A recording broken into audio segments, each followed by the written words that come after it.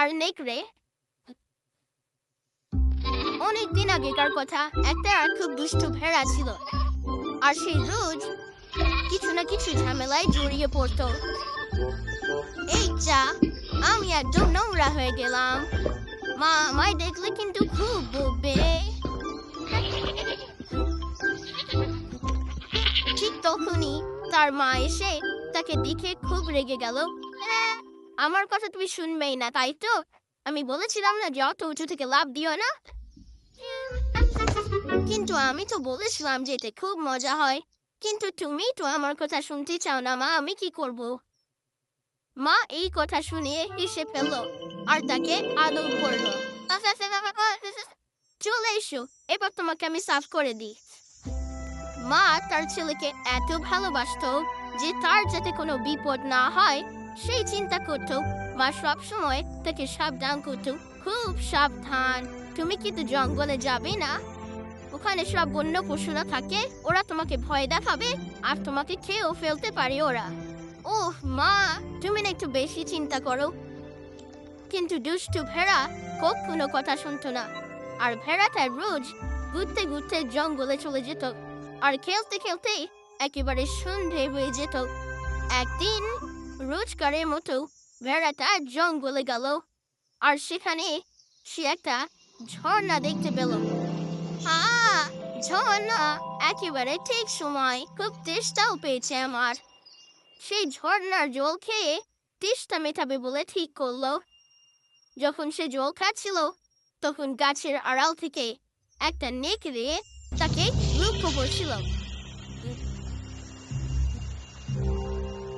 এমন কি রসালো ভেড়া! আজ আমার ভাগ্য খুবই ভালো। হ্যাঁ হ্যাঁ হ্যাঁ, দূরভিসন্ধি নিয়ে নেকড়ে ভেড়াটার দিকে এগিয়ে গেল। ভেড়াটা কিছুই টের পেল না, সে জল খেতে লাগলো। আর সেখানে তারা দুজন ছাড়া আর কেউ ছিল না যে ভেড়াটাকে নেকড়ের কবল থেকে বাঁচাবে। তুমি কি জানো এই জঙ্গলটা আমাদের মতো বন্য পশুদের এলাকা? তুমি এই ঝর্ণার জল খেতে এসেছো কোন সাহসে? হ্যাঁ? ভেড়াটা নেকড়েটাকে দেখে ঘাবড়ে গেল। সে জানতো না যে নেকড়েরা ভয়ানক হয়। মা আমাকে নেকড়ের ব্যাপারে সাবধান করেছিল। আমি জানি নেকড়াটা আমাকে দুপুরের খাবারে খেতে চায়। এই খুবই ভয়ঙ্কর, এর হাত থেকে আমাকে পালাতে হবে, যত তাড়াতাড়ি পালানো যায়। ও ও, আমাকে ক্ষমা করবেন হে নেকড়ে রাজ। আমি তো শুধু ছোট্ট একটা ভেড়া যে কিছুই জানে না। তুমি এই জলটাকেও নোংরা করে দিয়েছ। এই নোংরা জল আমি এখন খাবো কি করে? আমি আবার ক্ষমা চাইছি, কিন্তু আপনি তো পিপাসার্থ থাকবেন না নেকড়ে রাজ। আপনার দিকে জল তো পরিষ্কার রয়েছে। হ্যাঁ, কারণ ঝর্ণার জল আপনি যেখানে দাঁড়িয়ে আছেন সেখান থেকে আমি যেখানে দাঁড়িয়ে সেদিকে বয়ে আসছে প্রভু। ভেড়ার এমন বুদ্ধিমানের মতো উত্তর শুনে নেকড়ে অবাক হয়ে গেল। কিন্তু নেকড়ে তাকে মারার একটা ছুতো খুঁজছিল। তুমি আমার সাথে বাজে তর্ক করছো। আমার মনে হয় তুমি সেই ভেড়া যে গত বছর আমার সঙ্গে ঝগড়া করেছিলে। গত বছর? কিন্তু প্রভু, আমি তো তখন জন্মাইনি। ভেড়াটা বুঝতে পারছিল যে নেকড়ে তাকে মারার ফন্দি আঁটছে, তাই সে কি বলবে সেই ব্যাপারে সতর্ক হয়ে গেল। তাই ভেড়া আর নেকড়ে খুবই সাবধানে কথা বলতে লাগলো। ঠিক তখনই ভেড়া তার কিছু কাঠুরেদের আওয়াজ পেল। যেখানে ভেড়া আর নেকড়ে দাঁড়িয়েছিল তারা সেদিকেই আসছিল। ভেড়াটা খুবই চালাক, সে মনে মনে ভাবলো, আমি যদি নেকড়ের সঙ্গে আর একটু কথা চালিয়ে যেতে পারি তাহলে কিছুক্ষণের মধ্যেই কাঠুরেরা এখানে এসে পড়বে আর ওরাই ওকে তাড়িয়ে দেবে। আচ্ছা নেকড়ে মশাই, আপনি ঠিক বলেছেন, আমি জল নোংরা করেছি, কিন্তু আমি আপনাকে মোটেও রাগাতে চাইনি। কিন্তু তুমি তো আমাকে রাগিয়ে দিয়েছ। তাহলে ঠিক আছে, আমি একটা গল্প বলে আপনার রাগ কমিয়ে দিচ্ছি। গল্প? শুধু শুধু সময় নষ্ট। আমি গল্প শুনতে শুনতে ধীরে ধীরে ওর দিকে এগিয়ে যাব, কারণ ওই ভেড়াটাকে তাড়া করার মতো যথেষ্ট শক্তি আমার নেই। অনেক দিন আগের কথা। এইভাবে ভেড়া আরো কিছুক্ষণ ধরে কথা বলে চলল। এর মধ্যে কাঠুরেরও এসে পড়ল। তারা এসে ভেড়া আর নেকড়েকে দেখতে পেল। আরে ওই দেখো একটা নেকড়ে। ও এই নেকড়ে গুলো বড্ড ঝামেলা করে। তারা নেকড়েটাকে ধরে খুব মারলো আর তারপর ছেড়ে দিল। ভেড়া এবার স্বস্তির নিঃশ্বাস ফেলল। ও আজ আমি খুব বাঁচান বেঁচেছি। সে দূরে মায়ের কাছে চলে গেল। সে মাকে জঙ্গলে নেকড়ে আর কাঠুরেদের কথা বলল। তারপর মাকে কথা দিল যে সে আর কখনো জঙ্গলে যাবে না। মা এতক্ষণে হাঁপ ছেড়ে বাঁচলো আর ভাবলো, যাক, এতদিনে তার ছেলে শিক্ষা পেয়েছে। ও হ্যাঁ, এখন আমি জানি মা, আমি এক আর অচেনা জায়গায় যাব না, যেখানে আমার চেয়েও শক্তিশালী আর ভয়ঙ্কর জন্তু আমাকে খাবার জন্য ওত পেতে থাকে।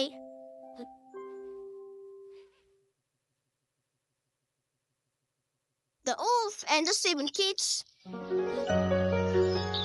অনেকদিন আগে অন্ধকার জঙ্গলের কাছে এক মা ছাগল তার 7টি বাচ্চার সাথে খুব সুন্দর একটা ঘরে বাস করত। একবার ছাগলদের মধ্যে লড়াইয়ের এক প্রতিযোগিতা হলো। অন্ধকার জঙ্গল থেকে ছাগলরা এটি অংশ নিতে আসলো।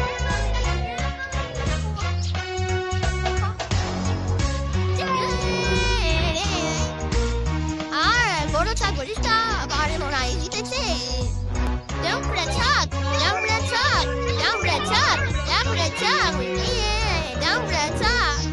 কি আসো নাকি যে বড় ছাগলটাকে চ্যালেঞ্জ করতে পারো? আর এই যে আমাদের চ্যালেঞ্জার বড় সিংহনা ছাগল মহান মাতা।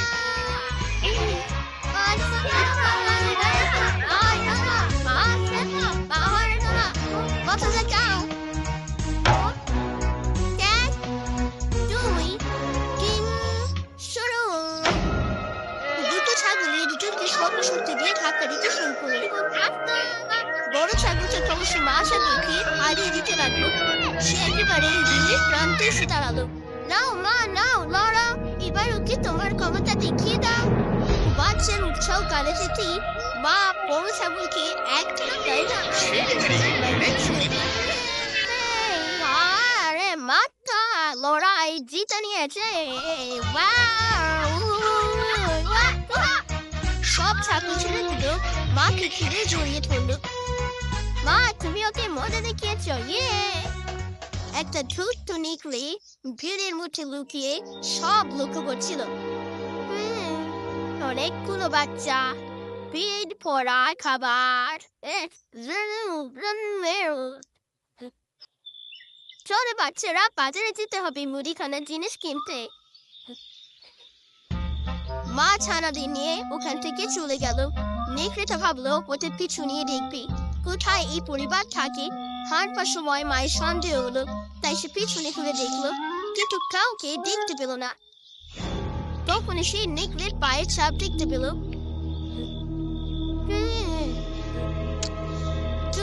নেকড়ে, একদিন আমি তোকে মজা দেখাবো। ওদের বাড়ি পৌঁছে দেবার পরে মা বাড়ি থেকে বেরোলো বাজার করতে। আমি এখন বাজার করতে বেরোচ্ছি, কেউ এলে ভুলেও দরজা খুলবে না। মনে রেখো, একটা বদমাস নেকড়ে কিন্তু আশেপাশে উকি দিয়ে ঘুরছে। ওর কালো রঙের গা, ভয়ঙ্কর থাবা আর বাজ খাই গলা। যদি কেউ দরজা খটখট করে তবুও দরজা খুলবে না। বাই, সাবধানে থেকো। বাই মা। মা ছাগল বাজারে পেরিয়ে গেল আর নেকড়ে তাকে গাছের পিছন থেকে লক্ষ্য করছিল। নিশ্চিন্তে থাকো মা ছাগল, তুমি এখন বাজারে যাও। আমি নিশ্চিন্তে আমার স্বপ্নের খাবার খাবো। বাচ্চাদের একটুও ব্যথা লাগবে না, শীতে আবার পেটের ভেতর।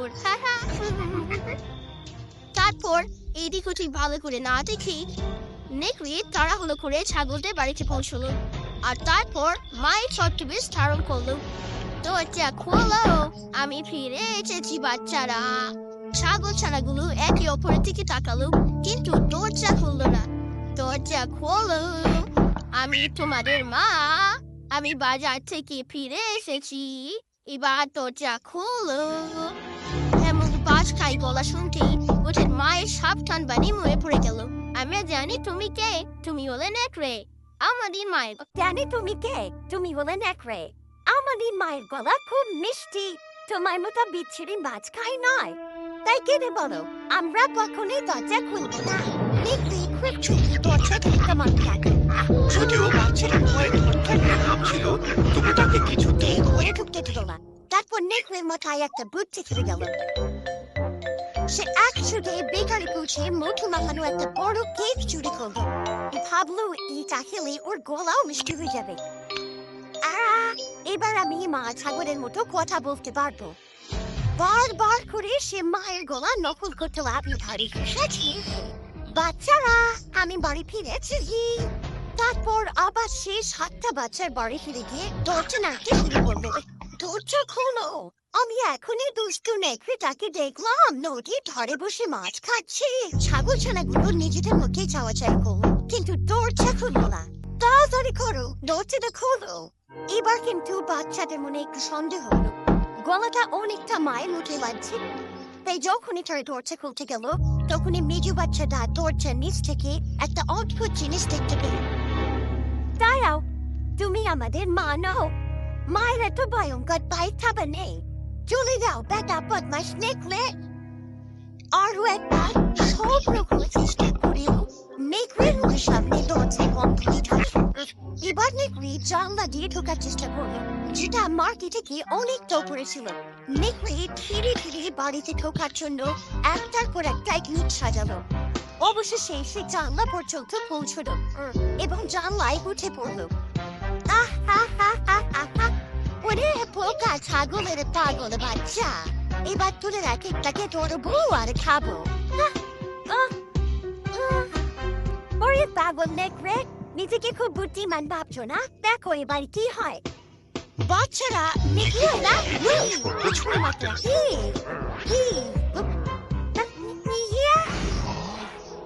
চীনা মাথায় জুড়ে লেগেছে।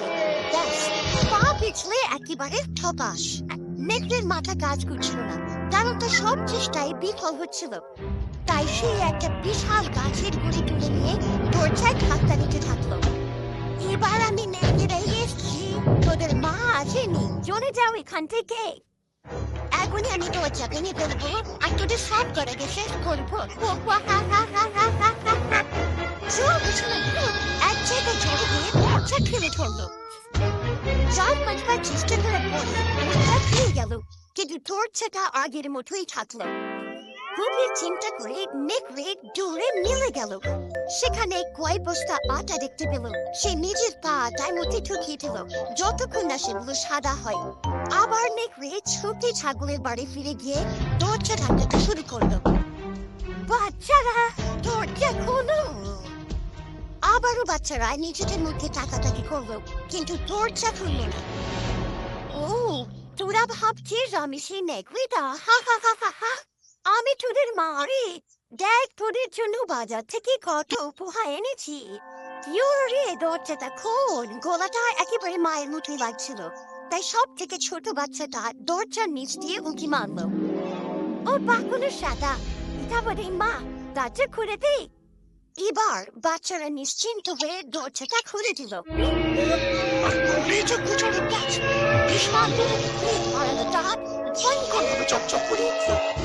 এবার এখনই তোরা সবাই আবার পেটে যাবে। এত সুন্দর খাবার কাঁদিস না রে। ওই বাচ্চারা এই পাশে কাজ দৌড়তে থাকলো। কেউ টেবিলে নিচে, কেউ বিছানা নিচে হামাগুড়িতে ঢুকলো। আরেকটা বাচ্চা কাপ ধুতে বলছে, কেউ আভেনে লুকিয়ে পড়লো। একটা বাচ্চা ব্যারেজের মধ্যে ঢুকে পড়লো। আর সব থেকে ছোটটা দাদুর ঘরে পড়ছে। হা হা, তোরা লুকোচুরি খেলতে চাস? তার আগে তোদের গিলে খাবো। একটার পর একটা বাচ্চাকে নেকড়ে লুকোনো জায়গা থেকে টেনে বের করলো। এক একটা কি এক এক করে একটাই কেবলমাত্র বাদ পড়লো, সেটা হলো ছোট কালো বাচ্চাটা। কারণ নেকড়েটা ভাবতে পারেনি দাদুর ঘরের ভেতরে এইটুকু জায়গায় বাচ্চাটা লুকিয়ে থাকতে পারে। আহা, কি প্রাণ দায়ানা জুড়িয়ে গেল। কচি পাঠায় মাংস। মায়ের ফিরে আসার সময় হয়েছে বলে নেকলেস তখনই বাড়ি ছেড়ে চলে গেল। শীঘ্রই মা ছাগল বাজার থেকে ফিরে এলো। দূর থেকে সে লক্ষ্য করলো দরজা হাত করে খোলা। সে ঘরের দিকে দৌড়লো। যা ভয় করছিল ততক্ষণে ঘটে গেছে। কাঁচের জিনিস ভেঙে চুরমার, কাপড় ছড়ে আছে, ঘর একেবারে লন্ডভন্ড, আর বাচ্চাদের কোনো নামগন্ধ ছিল না। মা ঠপাস করে চেয়ারে বসে পড়ে ফুপিয়ে ফুপিয়ে কাঁদতে লাগলো। আর যখন সে কাঁদছিল দাদুর ঘড়ি দরজা খুলে গেল আর কালো বাচ্চাটা বেরিয়ে এলো। মা মা মা বাচ্চাটাকে বুকে জড়িয়ে ধরে জোরে জোরে কাঁদতে লাগলো। হে ভগবান, কি হয়েছে এখানে? তোর বাকি ভাই বোনেরা কোথায়? মায়ের কই ম্যাপাই মা, ওই নেই গিয়ে এসেছিল আর আমার দাদাদের থেকে সবাইকে খেয়ে নিয়েছে, কিন্তু তোদের বলে গেছিলাম দরজা না খুলতে আর নেকলে কিনা সেটা ভালো করে দেখে নিতে। বাচ্চাটা সবকিছু খুলে বললো আর বললো কিভাবে থুতু নেকড়ে চালাকি করেছে। কাঁদিসটা শোনা নেকড়ে, তুই আবার ভোলা ভালো বাচ্চাদের ঠকিয়েছিস। এবার আমি বদমাস নেকের গল্প শেষ করব। চল মেয়েটাকে খুঁজে বার করি। মা ছাগলের বাচ্চাটা নেকড়েকে খুঁজতে বাড়ি থেকে বেরোলো।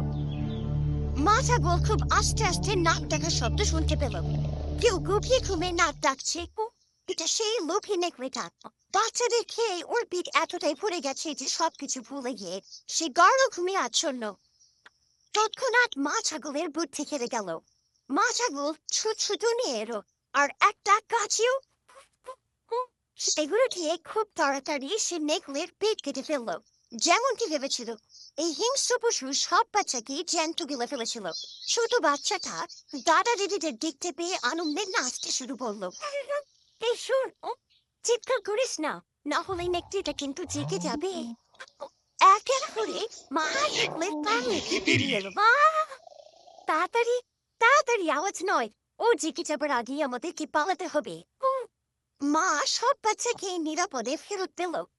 ঠিক আছে, এবার এটাকে সেলাই করে দিই। দাঁড়াও, আমাকে কতগুলো পাথর আনতে দাও। আর তারা নেকলেস পিঠে ফাঁকা কুচি পরে আবার সেলাই করে দিল। প্রচন্ড চেষ্টায় নেকলের ঘুম ভেঙে গেল। সে নিজের পিঠের দিকে তাকালো। বাচ্চাগুলো হয়ন করতে তো বেশ সময় লাগছে। খুব চেষ্টা পেয়ে গেছে নেকড়ে নদীর কাছে এসে পৌঁছলো। এত ভারে সে নিজের পা তুলতে পারছিল না। পিঠটা কি ভারী হয়েছে রে বাবা। ওরা ভীষণ চেষ্টা পেয়েছে, কিন্তু যখন সে নদীর কাছে গিয়ে জল খেতে গেল, পিঠের ভার সামলাতে না পেরে সোজা মা ছাগল আর তার বাচ্চারা নদীর কাছে এলো। ও নেকড়ে সাঁতার কাটার চেষ্টা করছিল, কিন্তু পিঠে এত পাথর ভর্তি ছিল যে সে আনন্দ পেতে লাগলো।